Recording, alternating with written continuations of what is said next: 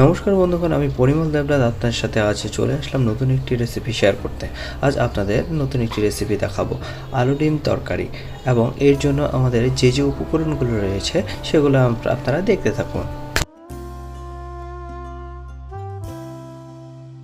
আমি এই রেসিপির জন্য 3টে গোল আলু নিয়ে নিয়েছি এবং সেগুলো একটি স্লাইসারের সাহায্যে চামড়াটা ছাড়িয়ে আলুগুলো কিউব সাইজ করে আস্তে আস্তে কেটে নিলাম।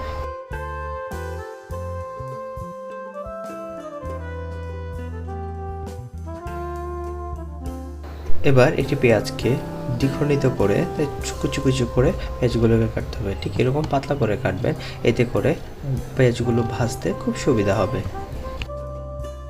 পেঁয়াজগুলো বাটিতে তুলে রাখলাম। এরপর আমাদের যে উপকরণটি রয়েছে সেটি হচ্ছে আমাদের লাগবে কাঁচামরিচ। তাই আমরা এর জন্য 5 থেকে 6টি কাঁচামরিচ নিয়ে নেব এবং এর জন্য ঠিক এইভাবে আমরা কাঁচামরিচগুলো চিড়ে নেব।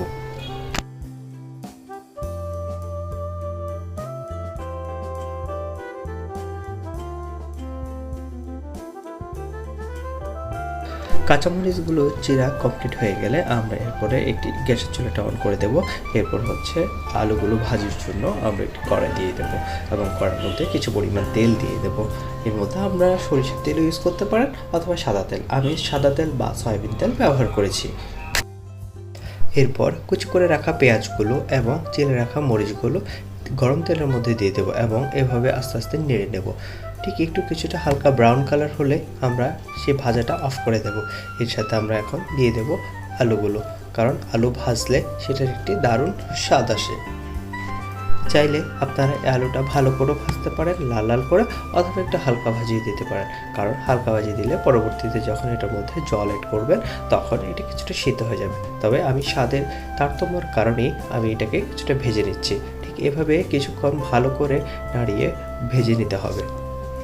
ও আচ্ছা, বলে রাখা ভালো, আমি যখন পেঁয়াজগুলো দিয়েছি গরম তেলের মধ্যে তার আগে আমি 4টি এলাচ এবং 3 টুকরো দারুচিনি এর মধ্যে দিয়ে দিছি। এবার আমরা এর সাথে অ্যাড করে দেব কিছু পরিমাণ স্বাদ মতো লবণ, কারণ লবণ না দিলে এটা সিদ্ধ হবে না। আর লবণটা ঠিক এই সময় আপনারা দেওয়ার চেষ্টা করবেন। প্রথম অবস্থায় যদি লবণ দেন তবে তার থেকে জল বের হয়ে যাবে।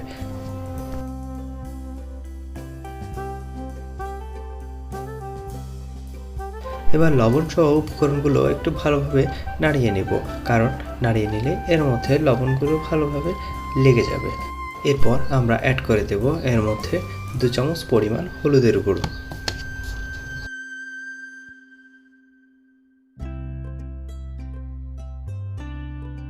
হলুদ সহ উপকরণগুলোকে ভালোভাবে নাড়িয়ে নেব এবং নাড়িয়ে নিলে হলুদগুলো পুরোপুরি উপাদানগুলোর সাথে মিশে যাবে।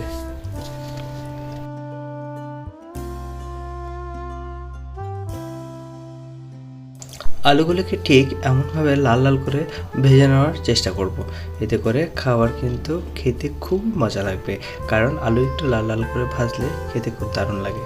এরপর আমরা একটা কড়াইতে তেল দিয়ে দেব এবং ডিমগুলো আমরা ঠিক এইভাবে ভেজে নেব। আপনি চাইলে এই ডিমের কুসুমটি ভেঙেও দিতে পারেন, আবার নাও দিতে পারেন। তবে আমি একটা ভেঙে দিয়েছি এবং অন্য একটি ডিমকে ভাঙিনি। এর মধ্যে আপনাদের পছন্দ মতো আপনার যেইটা ইচ্ছে সেটা করতে পারবেন।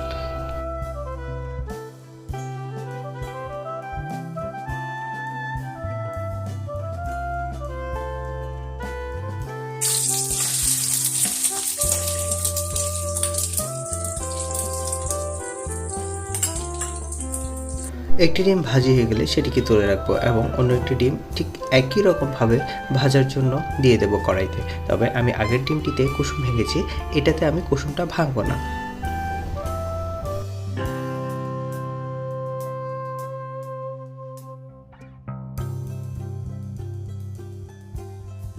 এবার একটি কড়াইতে সামান্য পরিমাণ তেল দিয়ে আলুগুলো এখানে এভাবে দিয়ে দেবো। আলুগুলো কিছুক্ষণ ভাজির পরেই আমরা এর মধ্যে কিছু পরিমাণ জল ব্যবহার করব, কারণ আলুগুলো সিদ্ধ হতে হলে জলের খুব প্রয়োজন। এখানে আপনি 2 ধরনেরই জল ব্যবহার করতে পারেন, গরম জল এবং ঠান্ডা জল। তবে আমি এই ক্ষেত্রে ঠান্ডা জল ব্যবহার করেছি। এরপর ঠান্ডা জলটি দেওয়ার পর কিছুক্ষণ এটাকে ভালোভাবে নাড়িয়ে দিতে হবে।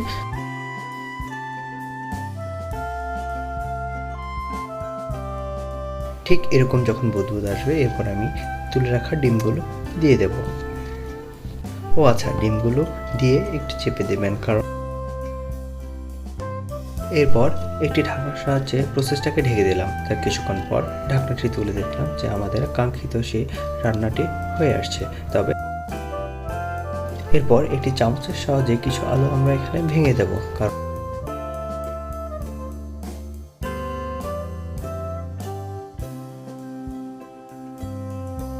অবশেষে তৈরি হয়ে গেল আমাদের সেই কাঙ্ক্ষিত রেসিপি, যেটি খেতে অত্যন্ত দুর্দান্ত।